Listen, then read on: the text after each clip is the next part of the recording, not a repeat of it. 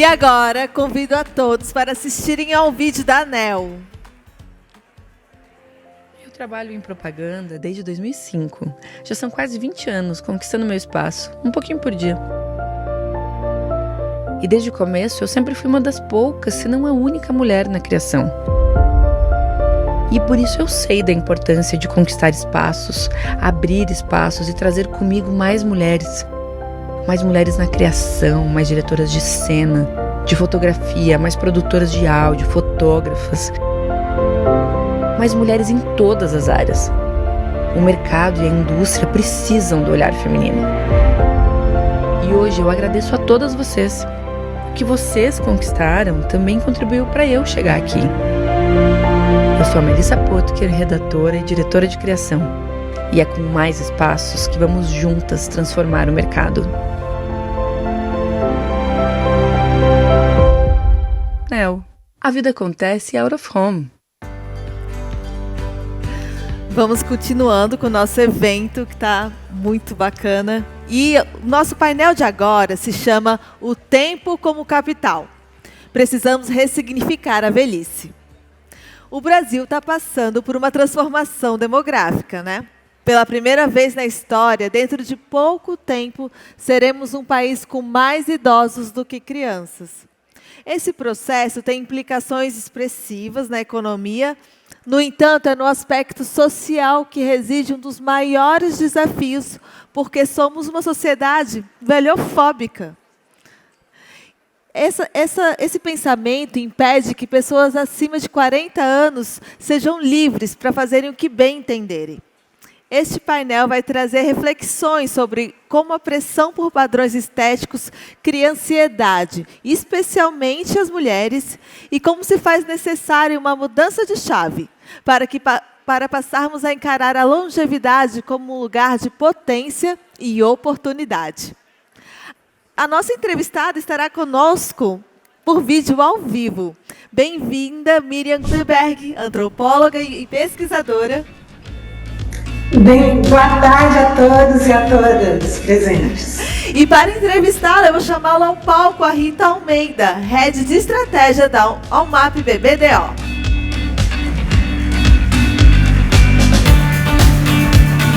Bem-vinda.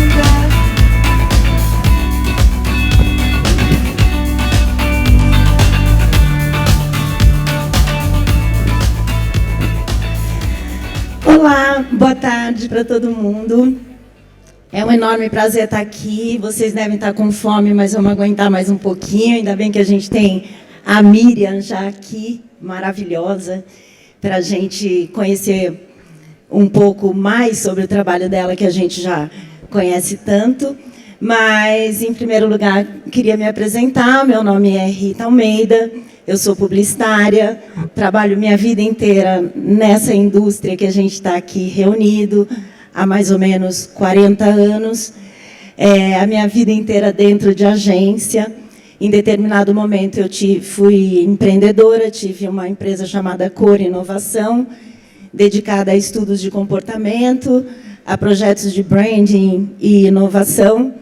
Eu sou pioneira no mercado de planejamento estratégico, apaixonada por isso, apaixonada por pessoas, e esse é o que segue a minha vida, assim, é essa minha paixão por pessoas, é tudo que eu estudo e que eu acabo fazendo bem no final.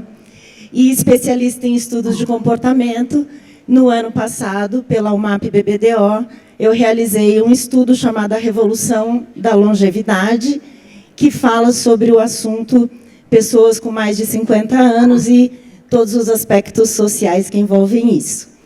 Desculpe, esqueci de me descrever. Eu sou ruiva, estatura baixa, estou de terno preto, uma blusa preta com brilhinhos e um tênis dourado. E eu estou aqui para apresentar a Miriam Goldenberg e falar com ela. Pediram para eu não olhar para lá, então eu vou ficar olhando para cá meio estranho assim, mas vocês olham as duas juntas.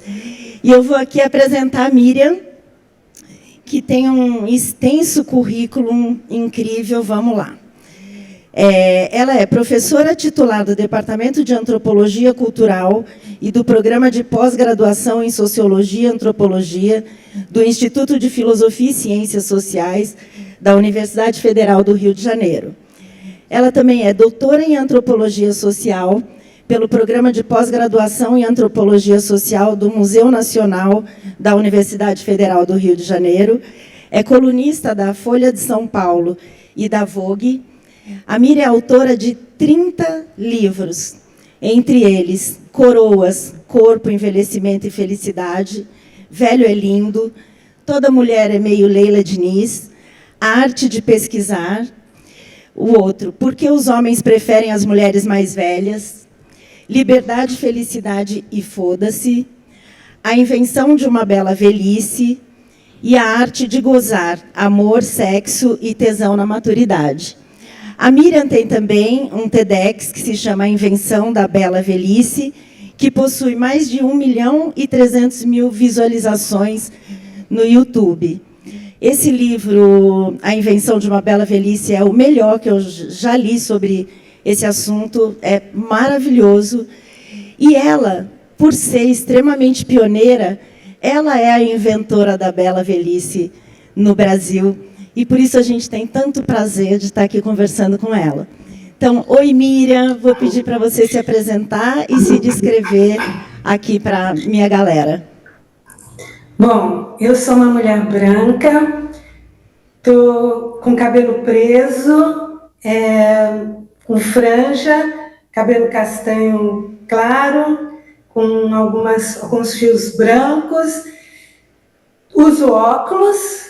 Estou com uma blusa azul e o fundo branco. Estou no meu escritório no Rio de Janeiro. Eu sou santista, mas moro no Rio de Janeiro há muitos e muitos anos.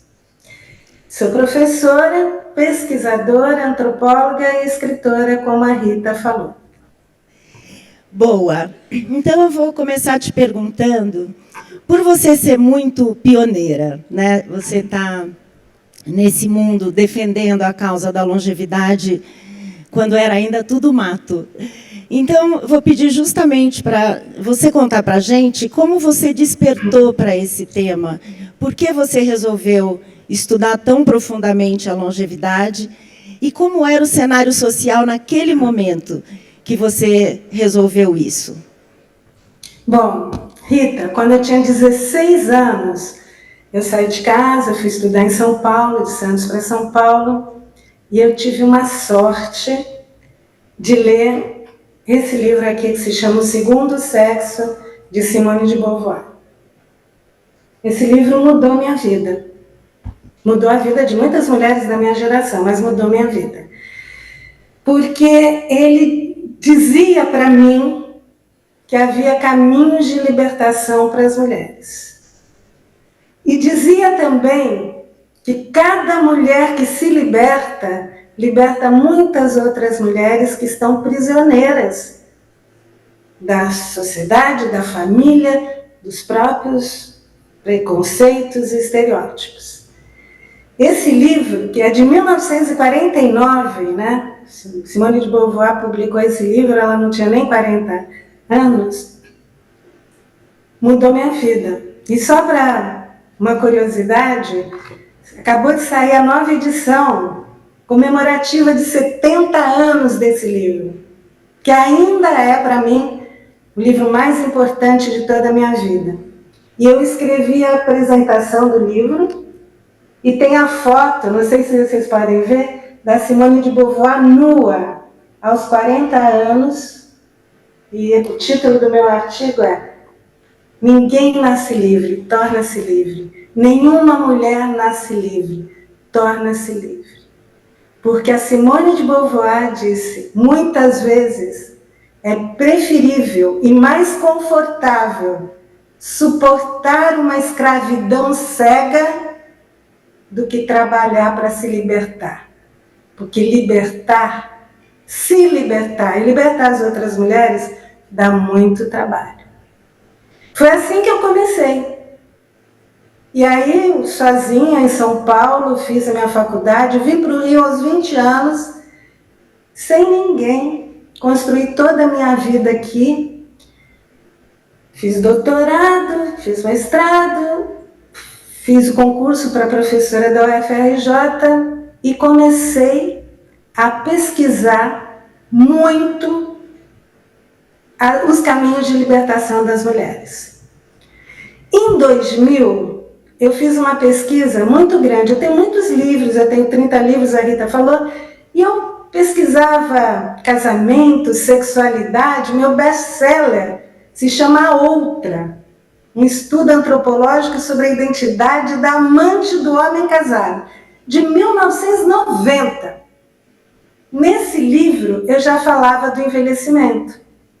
Como muitas mulheres, naquela época, 1990, me falaram que eram amantes, porque depois dos 30, naquela época, depois dos 40, era impossível encontrar um parceiro. Então, elas preferiram, naquela época, ter alguém do que ficarem sozinhas. Quer dizer, a questão do envelhecimento já estava presente no meu primeiro livro. Depois, eu escrevi sobre uma mulher revolucionária, que eu espero que vocês conheçam, que é Leila Diniz, que ontem completaria 79 anos, que foi um símbolo da revolução sexual e comportamental dos anos 60 e 70. Vocês devem ter ouvido falar de Leila Diniz. Mas Leila Diniz, ou melhor, a geração de Leila Diniz, que é a mesma geração de Rita Lee, revolucionou tudo o que se falava sobre mulher. A geração da pílula, é a geração do sexo, é a geração da psicanálise, é a geração da contracultura, é a geração do divórcio. Leila morreu aos 27 anos num acidente de avião. Ela teria hoje 79 anos. Rita Lee morreu no ano passado, aos 75 anos. Essa geração envelheceu. A geração revolucionária dos anos 60 e 70 envelheceu. Então, a velhice não podia ser diferente do que está sendo hoje. Uma revolução. Eu chamo de revolução da bela velhice, porque eu quero mostrar os caminhos de libertação das mulheres, principalmente. Eu estudo homens também, mas a minha obsessão é falar das mulheres, os caminhos de libertação dos preconceitos, dos estereótipos e dos estigmas que cercam as mulheres em todas as fases das suas vidas e principalmente na velhice. Então, eu cheguei quase que naturalmente, dos meus 16 até agora, que eu sou velha, 50 anos depois, nessa busca obsessiva de encontrar os caminhos de libertação. E hoje eu faço um pós-doutorado em psicologia social, que meu tema é mulher, falo dos homens também, mas eu sou obcecada nas mulheres, envelhecimento, felicidade e autonomia. Eu queria que vocês prestassem muita atenção nessa palavra, porque liberdade é diferente de autonomia. Então, daqui a pouco eu vou falar mais sobre isso, mas hoje a minha palavra de ordem é como ser você mesma, como ser uma mulher autônoma em todas as fases da vida, mas principalmente, que é o meu tema atual, na velhice. E é assim que eu cheguei onde estou agora. Perfeito. Eu acho que você está falando uma coisa que importa muito, que é como ser você mesma, né? Eu acho que a grande busca de todo mundo na vida é ser você mesmo e ainda assim conseguir ter seu espaço, ter seu lugar. E isso eu garanto, né? Eu tenho agora 63 anos, que isso vai ficando muito mais fácil, ser você mesma, né? Lutar menos com as suas críticas internas e externas, ligar um pouco menos, como fala você, apertar o foda-se, né? Depois vamos falar do foda-se também. Mas eu queria te fazer uma pergunta que interessa muito a nós aqui nessa plateia, que é da indústria da comunicação. Nos ambientes de comunicação, a gente tem a presença de somente 5% das pessoas com mais de 50 anos. E, da mesma forma, a gente tem grande dificuldade de falar com as pessoas com mais de 50, 60, 70, porque nós somos uma indústria muito centrada na juventude. Todos os nossos valores, durante décadas até hoje, foram centrados no prazer da juventude ou na vontade de mimetizar a juventude a vida inteira. Então, você vai ajudar muito a gente se você falar como você acha que nós, do mundo da comunicação, poderíamos olhar de um jeito mais natural, espontâneo, menos estereotipado, para as mulheres mais velhas, para as pessoas mais velhas, especialmente as mulheres mais velhas, que você conhece muito.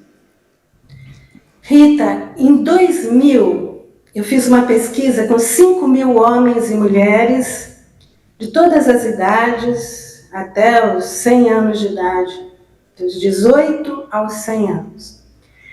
E eu fazia uma pergunta que é: o que você mais inveja em um homem? As mulheres respondiam: liberdade, em primeiríssimo lugar. Depois elas falavam um monte de coisa relacionada à liberdade. Liberdade com o corpo, liberdade de fazer xixi em pé, liberdade de ir e vir, liberdade sexual, liberdade, liberdade, liberdade. Aí eu perguntava para as mulheres: o que vocês mais invejam em outras mulheres? Isso em 2000, que eu comecei essa pesquisa. O corpo. O corpo. O corpo. Ou coisas relacionadas a corpo, mas o corpo. Vinha beleza, vinha cabelo, vinha magreza, inveja muito. Corpo, corpo, corpo. E eu perguntei para os homens: o que vocês mais invejam em outros homens? E eles falaram muito sobre corpo também. Corpo. E eu perguntei para os homens o que eles mais invejam nas mulheres. E eles responderam: nada. Obrigado, viu, galera? Nada. Nesse momento, em 2000, eu criei um conceito que eu queria dividir com vocês, que eu acho que é fundamental para vocês que trabalham nessa área, para compreender a cultura brasileira, porque eu sou antropóloga, eu falo da cultura. No Brasil, o corpo é um verdadeiro capital. É uma riqueza. No Brasil, as mulheres são as que mais investem em todo o mundo no próprio corpo. Vocês sabem disso. Nós estamos sempre em primeiro e segundo lugar em cirurgia plástica estética, remédios para emagrecer, tintura de cabelo, até hoje, moderador de apetite. No Brasil. E por que eu falo no Brasil? Ah, tem outro dado de pesquisas. São as mulheres em todo o mundo que mais se sentem velhas, feias e gordas. São as mulheres que mais deixam de sair de casa quando se sentem feias, velhas e gordas. No Brasil, esse corpo capital, que não é um corpo qualquer, é um corpo jovem, é um corpo magro, é um corpo em forma, é um corpo muito bem cuidado, provoca muito sofrimento, porque as mulheres brasileiras também são as maiores consumidoras do mundo de ansiolíticos, remédios para dormir, antidepressivos. Então, antes de falar de envelhecimento para o mercado, eu tenho que falar que o corpo jovem no Brasil é um capital, é uma riqueza. Primeira coisa que eu quero falar para vocês. A segunda coisa que eu quero falar para vocês é que existem 3 níveis para a gente compreender essa realidade. Cultural. O primeiro nível é o do discurso, o que as pessoas falam. Então, as pessoas tanto falam dos seus sofrimentos, as mulheres, né? Seus sofrimentos, como falar, eu sou poderosa, agora eu não ligo mais, vou usar cabelo branco, vou para a praia de biquíni. Isso é o discurso. Primeiro nível. É o que a gente trabalha, normalmente, com um discurso dos nossos pesquisados e entrevistados. Mas existe um segundo nível de compreender a realidade, que são os comportamentos.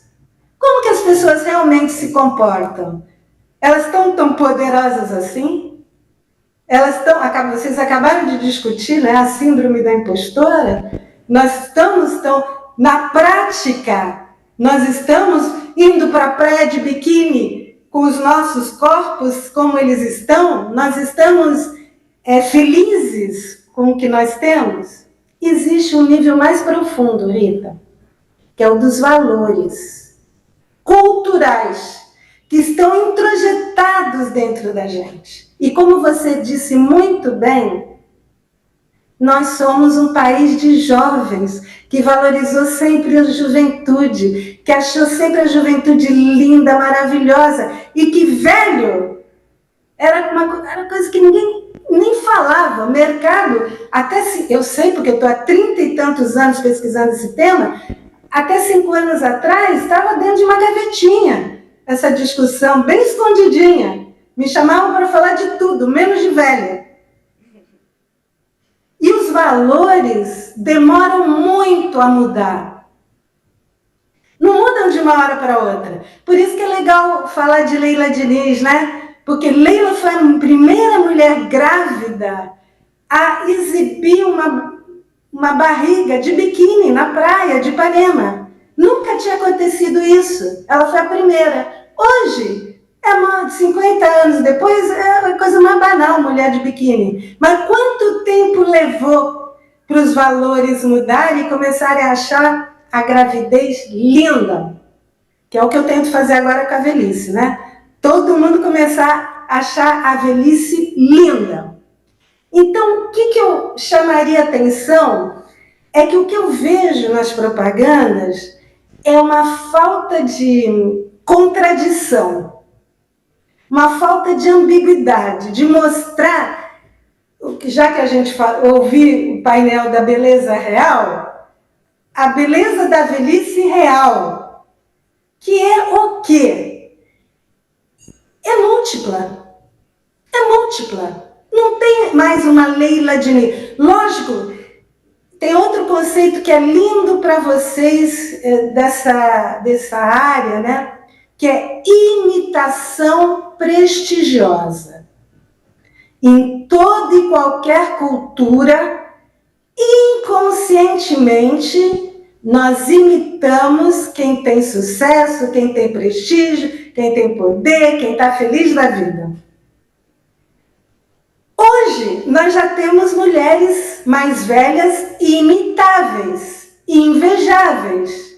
Nós não tínhamos. Essa é uma revolução, por isso que eu chamo revolução. Hoje, uma atriz famosa, que até antes da pandemia pintava qualquer raizinha branca, hoje fala, olha como meu cabelo branco é lindo.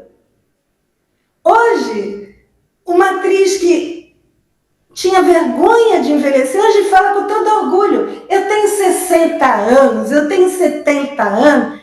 Então, eu digo para o mercado e para vocês, velho está na moda. Velha está na moda. Não tem uma propaganda hoje que não entre um velho ou uma velha, principalmente uma velha, né? Mas eu acho que falta ver a multiplicidade. Velhice não é singular, velhice é plural. Essa revolução dos anos 60 e 70, que nós hoje estamos fazendo a revolução da bela velhice, não é tem que usar cabelo branco, tem que pôr biquíni, não, é entender a diversidade da beleza das velhices, no plural. Eu acho fantástico, fantástico você falar isso. No seu discurso vem muito uma coisa da liberdade, né? E essa questão aí da pluralidade das velhices é muito importante, porque um dos maiores mitos que existe em relação a isso é que eu vou fazer 60 anos, vou ficar velho, vou ser outra, e velho é tudo igual. E é isso, velho não é tudo igual. Cada um é um, com suas coisas, com a sua história, com o seu momento atual e com o seu futuro planejado, né? Porque uma coisa bacana é que, como a população está ficando mais velha, você tem a oportunidade de ter futuro, de se planejar, que é o que justamente os jovens acham que não vão ter quando chegar lá. Mas eu queria te perguntar, já que você falou que velho está na moda, que eu adorei essa frase, que velha está na moda, mais do que o velho.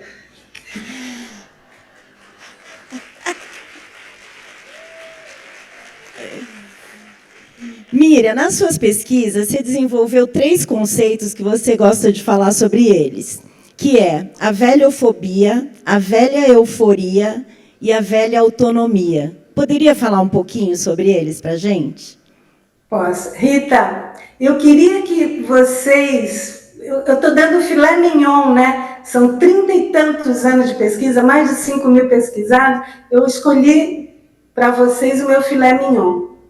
Eu acho que tem 2 mantras que eu repito e repito e repito, que eu acho que são libertários. Primeiro, nós nunca deixamos de ser a criança que um dia nós fomos.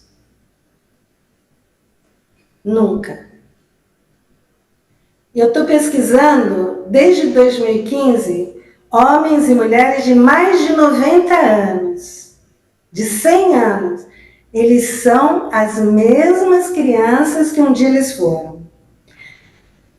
Só que quando nós envelhecemos, né, tem a curva da felicidade, que eu falei no meu TEDx, nós começamos a nos comparar, começamos a competir, começamos a ter tantas obrigações, tantas responsabilidades, e nós fomos deixando de ser quem nós fomos na origem, nos tornando outra coisa, que é para o outro, e é a fase que nós somos mais infelizes.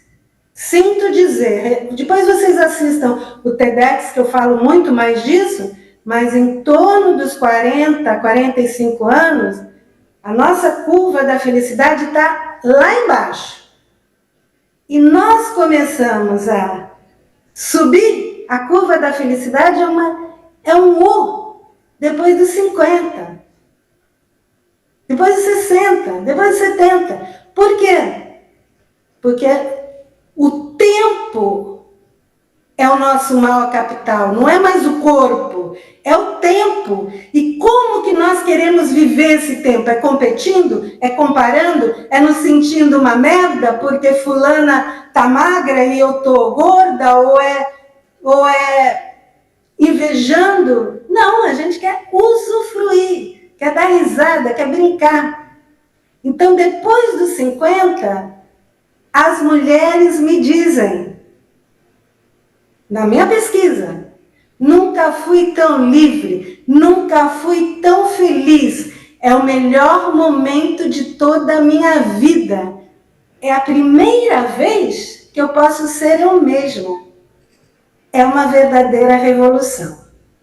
Então, quem está aí com menos de 50, está no fundo do poço, ou pode não estar, mas se tiver, vai subir. Vai ficar feliz. Pode ter certeza que vai subir. E aí, o que eu acho importante é não achar que para subir é uma coisa só. Aí você é feliz para sempre. A minha pesquisa fala muito de felicidade.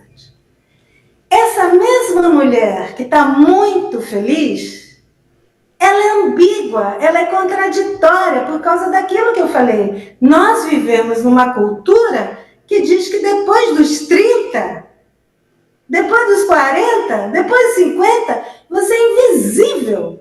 Você não existe mais. Como que você vai ser você mesmo se você não existe?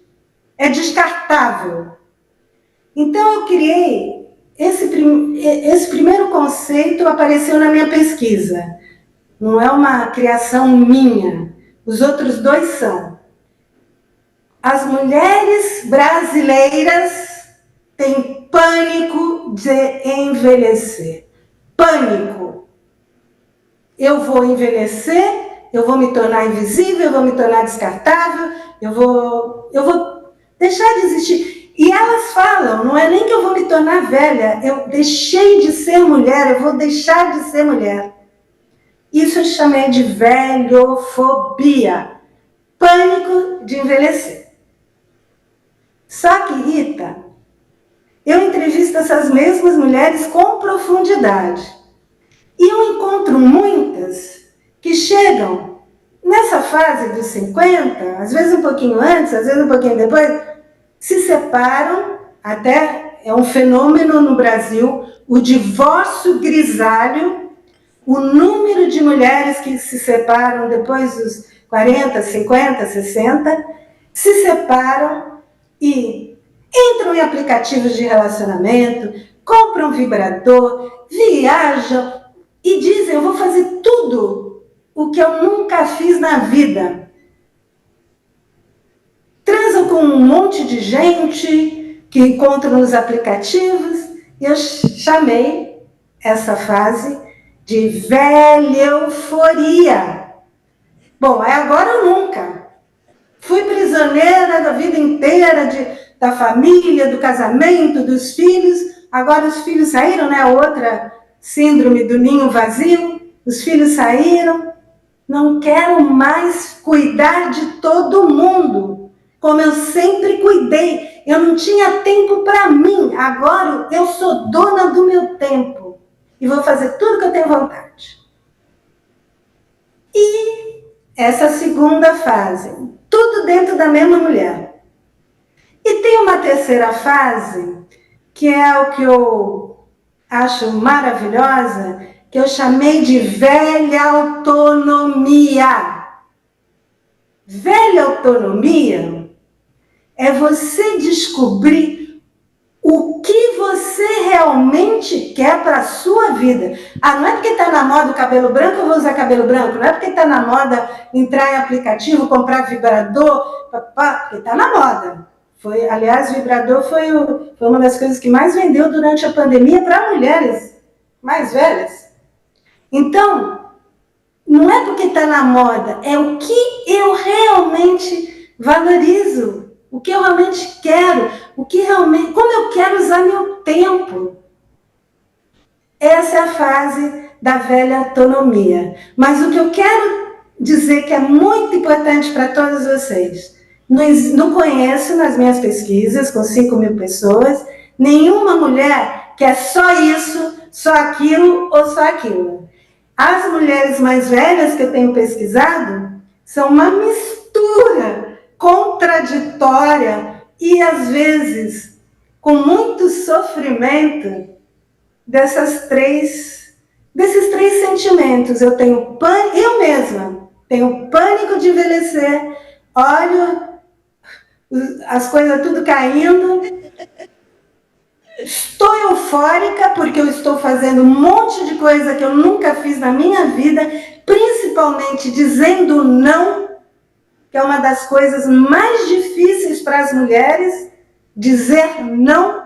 E eu aprendi a dizer não com a minha maturidade e buscando a minha autonomia para ser eu mesma, do meu jeitinho, apesar dos preconceitos, estigmas, estereótipos sobre a velhice.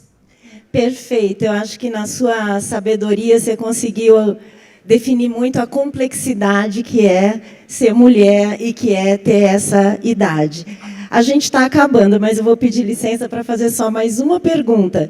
A gente tem que ser rapidinha, responder rapidinho também, porque nosso tempo está acabando muito. Mas Você tem 2 movimentos que eu sou apaixonada e busco seguir na medida do possível, que é o Foda-se e que é o Velha Sem Vergonha. Então, eu queria que você contasse para a gente qual é a hora do Foda-se e o que é uma velha sem vergonha. As duas coisas são muito ligadas. A velha sem vergonha e o foda-se. Como eu pesquiso esse tema há muitos anos, eu vejo que um dos maiores problemas do envelhecimento não é só o preconceito externo, os estereótipos, as pressões, mas muito as nossas próprias fobias, e eu diria mais, as nossas próprias vergonhas de envelhecer, as vergonhas com o nosso corpo, as vergonhas de... Eu tenho um livro que se chama Porque os Homens Preferem as Mulheres Mais Velhas, né? Uma pesquisa enorme que eu fiz com mulheres bem mais velhas do que seus maridos, como elas têm vergonha de serem mais velhas do que seus maridos, enquanto eles são completamente apaixonados por elas. Mas elas têm vergonha. Então, no ano passado, eu decidi criar o movimento das velhas sem vergonhas. E escrevi o Manifesto das Velhas Sem Vergonhas. Que tem, as mulheres amam de paixão. Amam. Eu vou ler só um trechinho, porque entra o foda-se, e aí eu já respondo a sua pergunta. Perfeito. A velha sem vergonha está se divertindo com tudo o que conquistou com a maturidade. Liberdade, felicidade, beleza, autonomia, alegria, amor, amizade, sucesso, poder, coragem e muito mais. A velha sem vergonha quer rir, brincar, gozar, dançar, cantar, viajar, curtir as amigas e os amores, cuidar da saúde, ter qualidade de vida. A velha sem vergonha descobriu, presta atenção, que a felicidade não está no corpo perfeito, na família perfeita, no trabalho perfeito, na vida perfeita, mas na coragem de ser ela mesma. Aí eu termino meu manifesto. Nós, velhas sem vergonhas, convocamos todas as mulheres que estão cansadas de sofrer com os próprios medos, preconceitos e vergonhas a se unirem ao nosso grito de guerra. Velhas sem vergonhas unidas, jamais serão vencidas. Fodam-se as rugas, as celulites e os quilos a mais.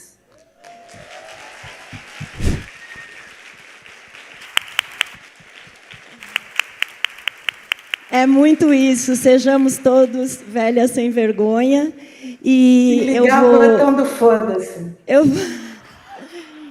Eu vou despedir te agradecendo muito. Você sabe que para mim foi um sonho. Eu agradeço muito a Regina, a Laura e o Women to Watch por me colocar nesse lugar, porque era um sonho para mim conhecer você como estudiosa desse assunto. Eu te admiro, pago um pau, sou seguidora, tudo mais. Então, foi demais ter você na minha vida. E aqui, para os meus amigos da comunicação, o que eu queria deixar de recado é: eu acho que ninguém tem dúvida que a nossa solução é a intergeracionalidade, é isso que a gente precisa, e que, para isso acontecer, tem uma responsabilidade muito grande nossa, que é de abrir as portas para as pessoas mais velhas, que elas não estão nos nossos locais de trabalho, e são elas que vão provocar toda essa revolução na nossa casa, aqui que a gente está falando. Então, Miriam, obrigada, você é demais e você inspirou muita gente hoje. Estamos juntas.